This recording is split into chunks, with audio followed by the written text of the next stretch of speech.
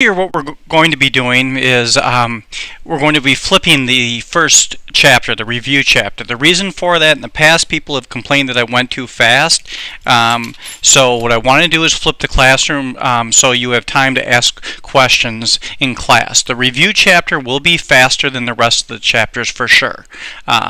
What we do have to, for the AP people, we have to be finished by the first week in May, so we do have to keep a significant pace. In the same breath, the review chapter is the quickest one by far.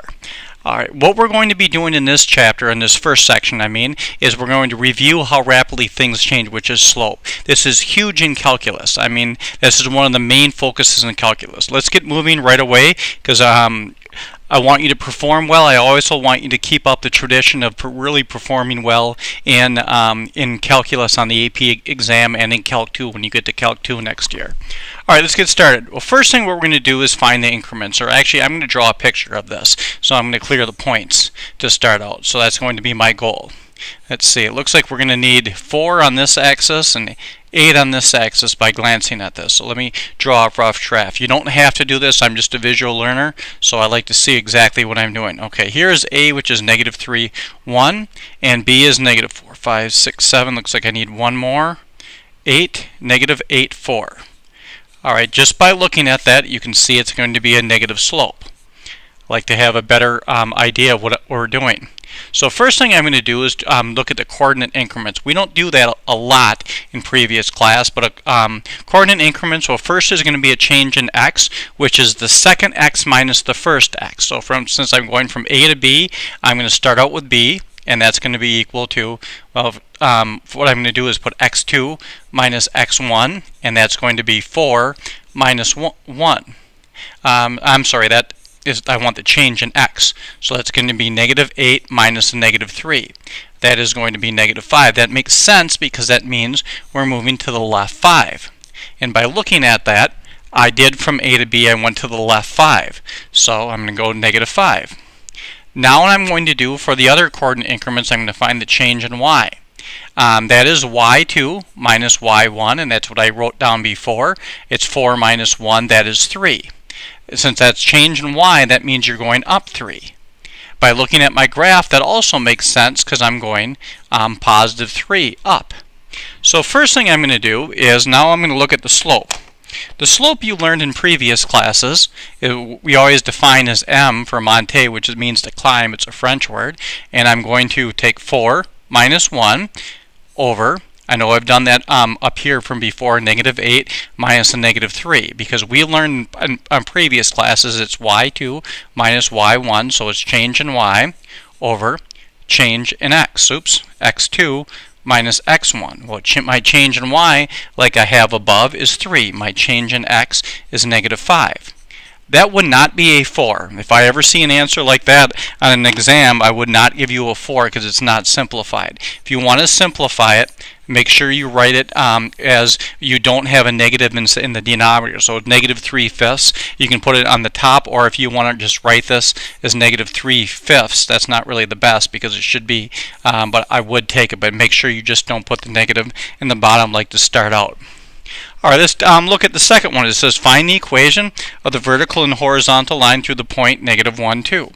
Alright, let's take a look at what these look like.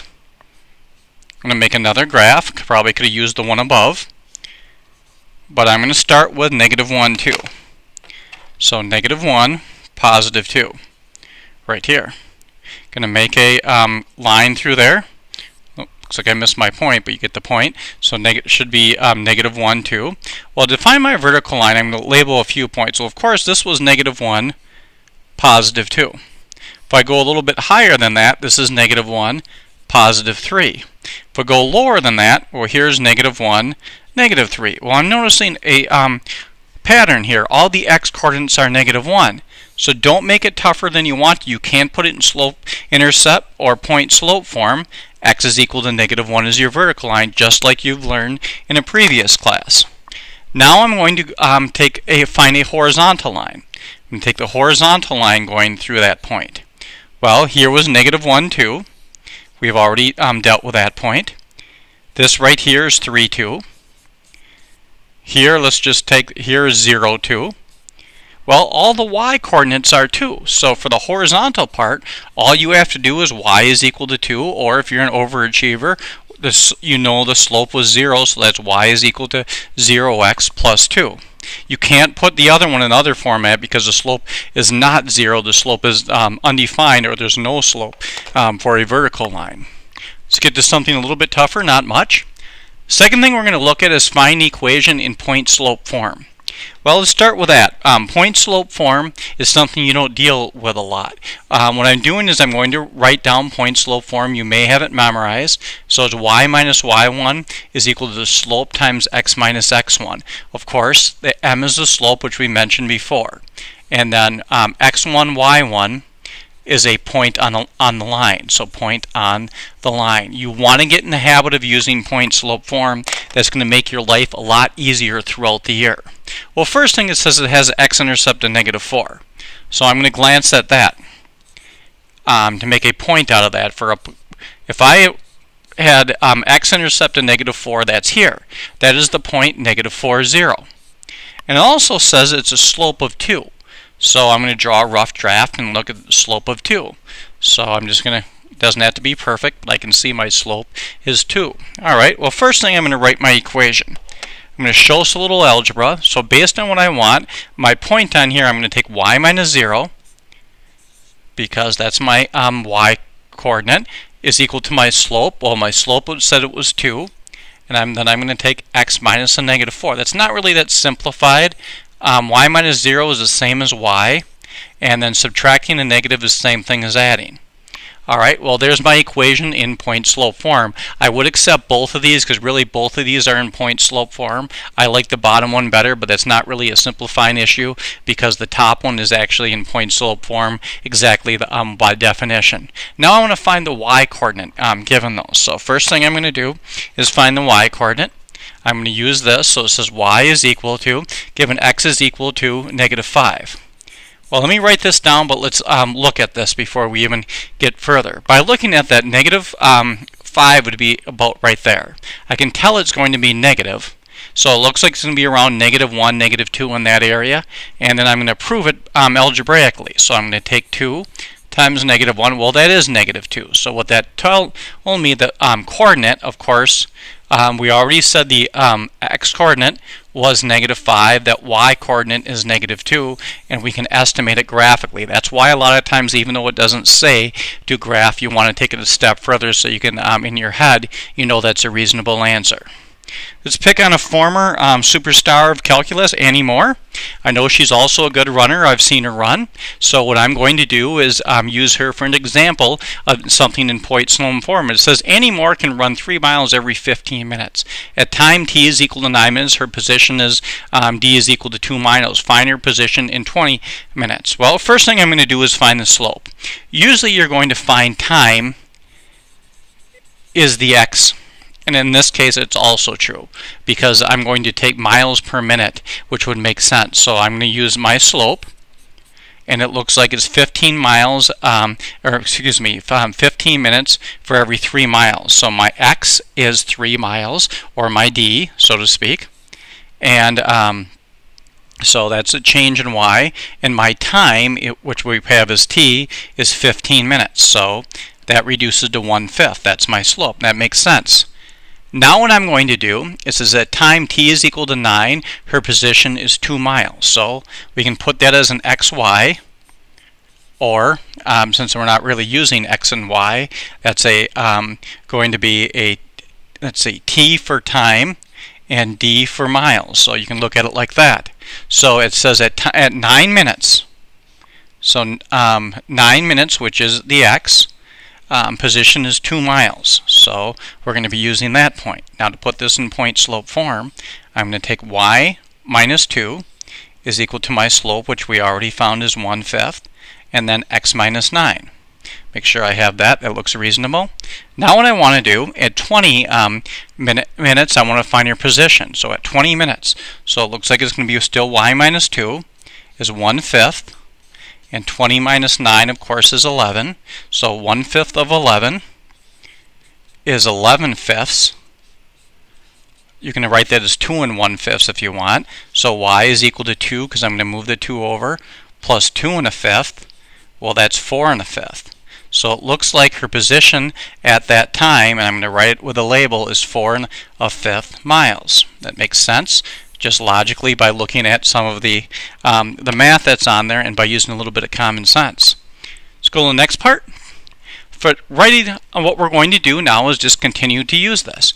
Write an equation of the line through -2, 1 and to -2 to name the slope, y-intercept, and graph the line. Well, first thing it says find the slope. So what I'm going to do is find the slope. So I'm going to go faster through this because we've done this earlier in the presentation.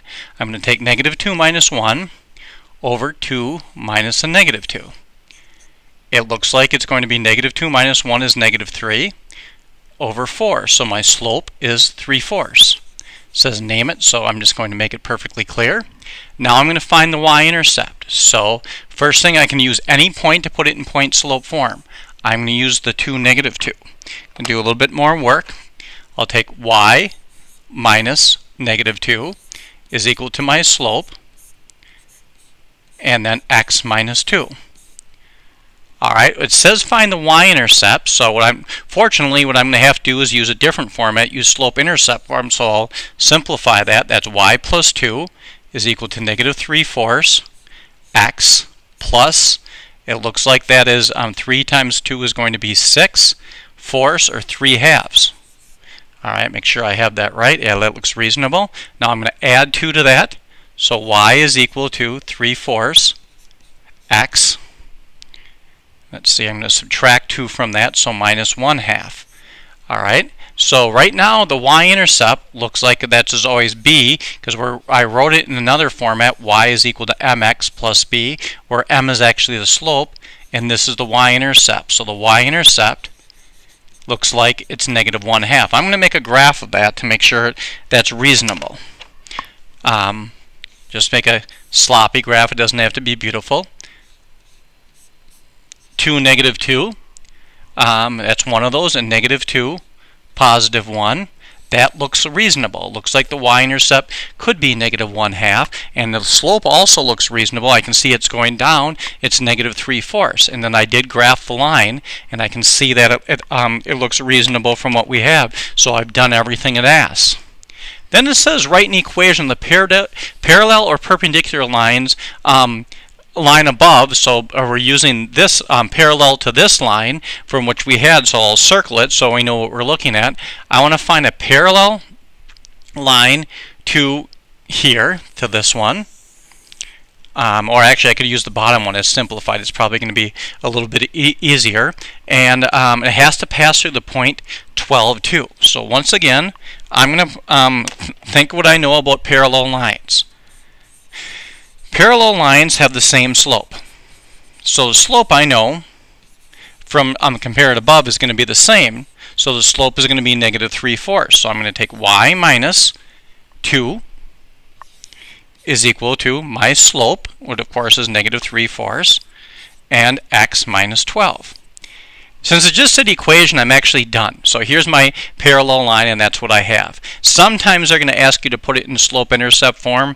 I'm just going to review that. All I have to do is y minus 2 is -3/4 x, and then -3/4 times -12 is +9, and then add 2 to both sides. So y is equal to -3/4 x.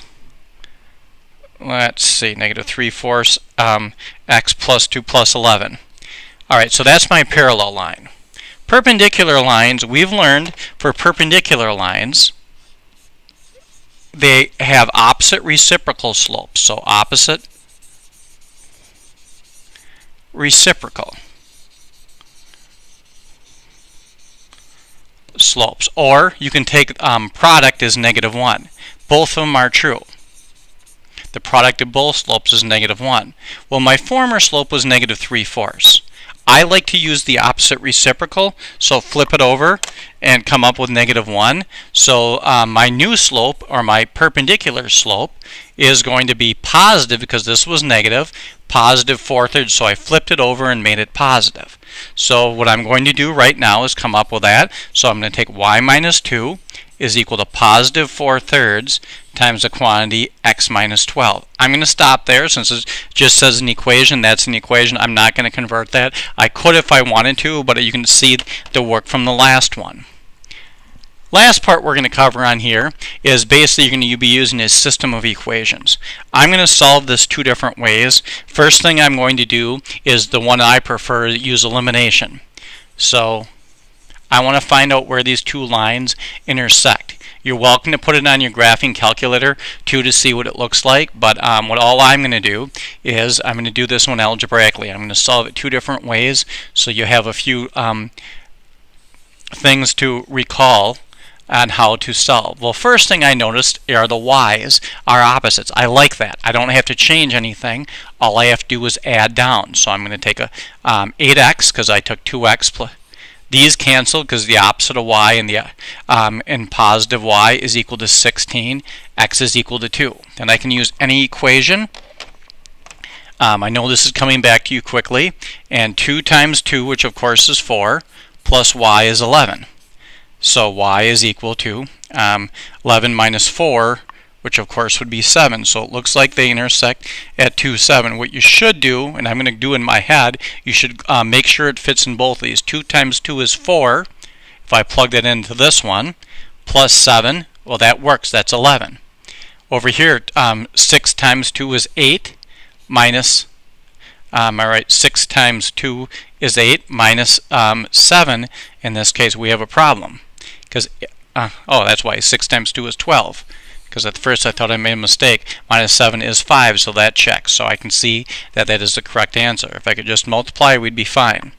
Last one I'm going to do is solve this again, but what I'm going to do is by substitution. I'm going to solve one of these equations for any variable. I'm going to use this one. I noticed that y is very easy to solve for, but you can solve for any variable. So y is equal to negative 2x plus 11. I'm going to plug it into the opposite y coordinate. So I'm going to have 6x minus my y. My y then is negative 2x plus 11 is equal to 5. So I'm going to have 6x plus 2x, because I'm distributing that negative, minus 11 is 5. 6x and 2x is 8x. Add that 11 to both sides. That's 16. X is 2. Same thing as the last one. What I can do is plug it in for the opposite and come up with the same thing, 2, 7. I don't care how you solve these as long as you're successful. If it just says find one, you can also graph both lines if you want to put both of those in slope-intercept form to find out exactly what they intersect. But you're going to find out elimination, and the second one I didn't write above. This is by using substitution. Are the exact ways of finding those, and it's also reviewing your algebra skills. One thing I'll remind you before I call it a day, make sure you always show your work on your homework.